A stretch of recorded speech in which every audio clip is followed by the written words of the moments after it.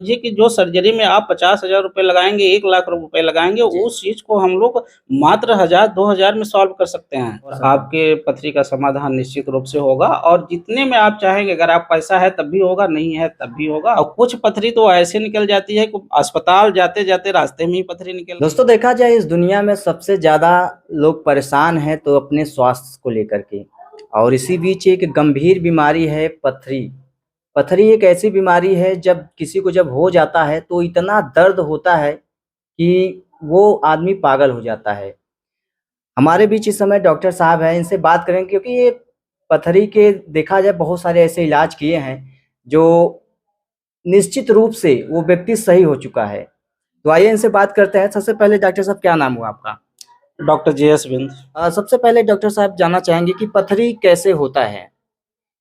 देखिए आज के दौर में पथरी एक कॉमन समस्या है और आजकल हमने देखा है कि हर गाँव में कहना ज़्यादा ठीक नहीं होगा, हर घर में कोई न कोई पेशेंट आपको पथरी का मिल जाएगा और उसका मुख्य वजह है लोगों का आरामदेह जीवन। जी, जीवन शैली जो है हर व्यक्ति चाहता है कि वो आराम से जीवन जिए और इसी आरामदेह जीवन जीवन जीने के चक्कर में पथरी हो रही है और आरामदेह जीवन का मतलब ये है कि कोई व्यक्ति मेहनत नहीं करना चाह रहा, फिजिकल वर्क नहीं करना चाह रहा। जब आप फिजिकल वर्क नहीं करेंगे तो जो आप खा रहे हैं वो सही ढंग से डाइजेस्ट नहीं होता है और जब सही ढंग से डाइजेस्ट नहीं होता है तो पेट में गैस बनती है और पेट में जब गैस बनती है तो आप निश्चित रूप से पेट भरा-भरा होगा तो आप पानी कम पी पाएँगे। जी, जी। जब आप पानी कम पिएँगे तो पथरी होना निश्चित है।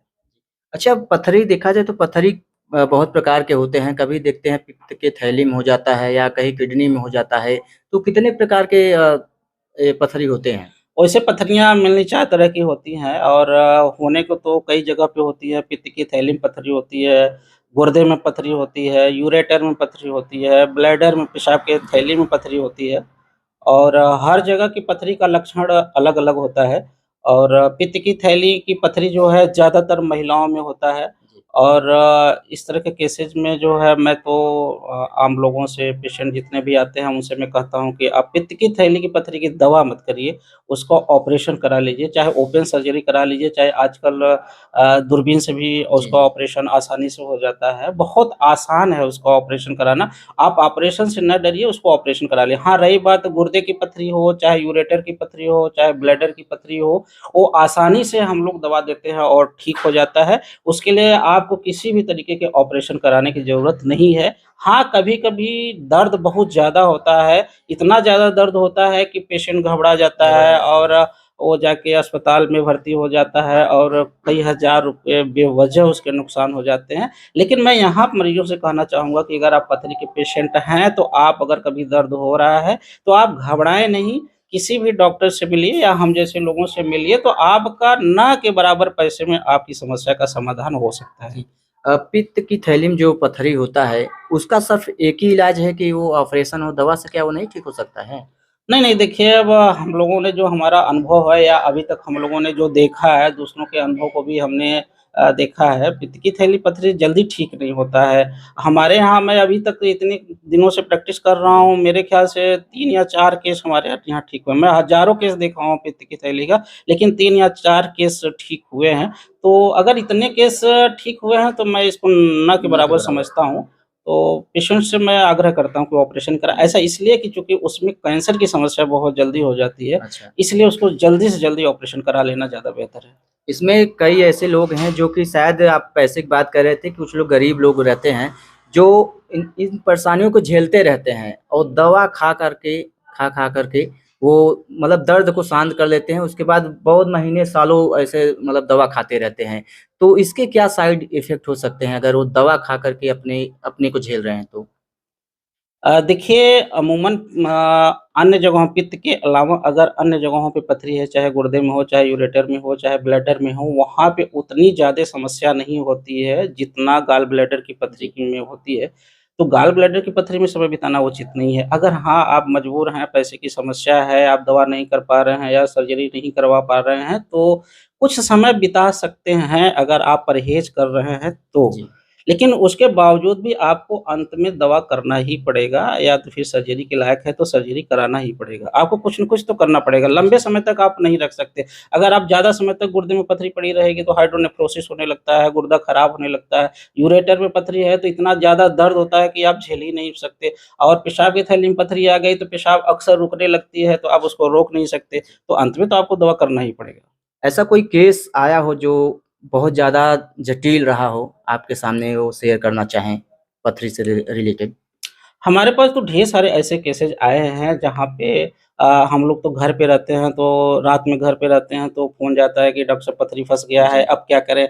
तो हमने कहा कि भाई धैर्य का परिचय दीजिए, थोड़ा-सा वक़्त लगेगा और फिर भी उसके बावजूद पेशेंट फ़ोन करता है कि डॉक्टर साहब पथरी निकल नहीं रहा है, पेशाब रुका है, बहुत समस्या हो रही है, मरीज़ तड़प रहा है, क्या करें? तो हमने कहा नहीं धैर्य रखिए अभी हाल ही का केस है।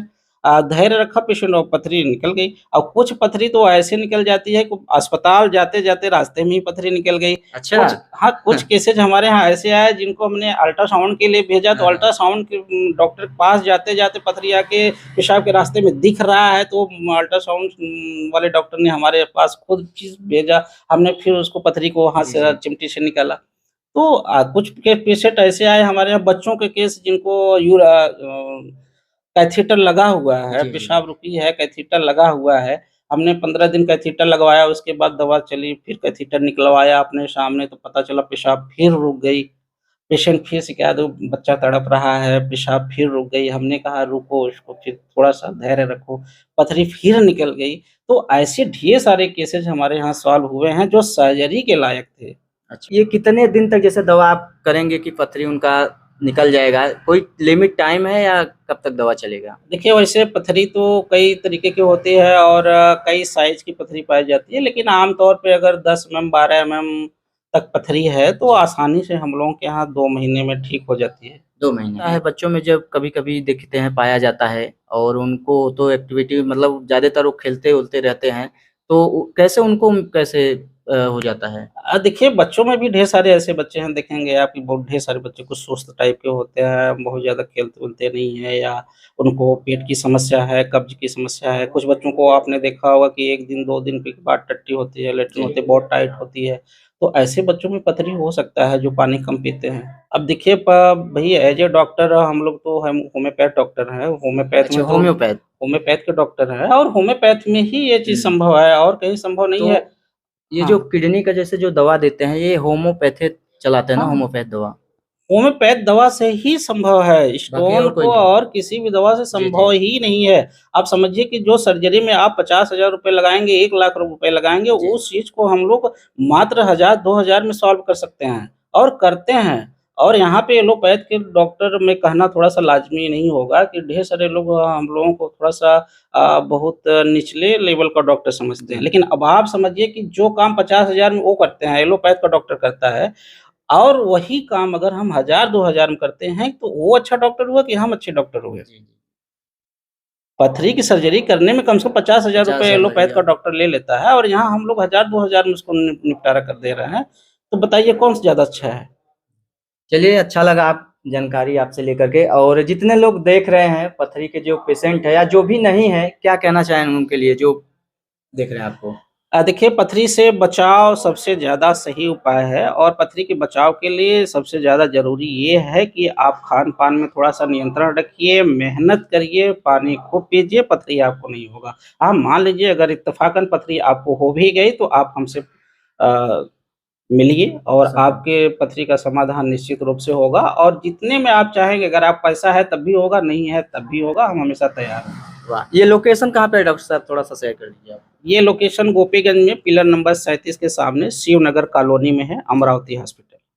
तो देखा आपने कि पथरी को किस तरीके से डॉक्टर साहब सॉल्व करते हैं, जो पेशेंट रहते हैं उनकी जो समस्या है किस तरीके से इन्होंने सॉल्व करते हैं।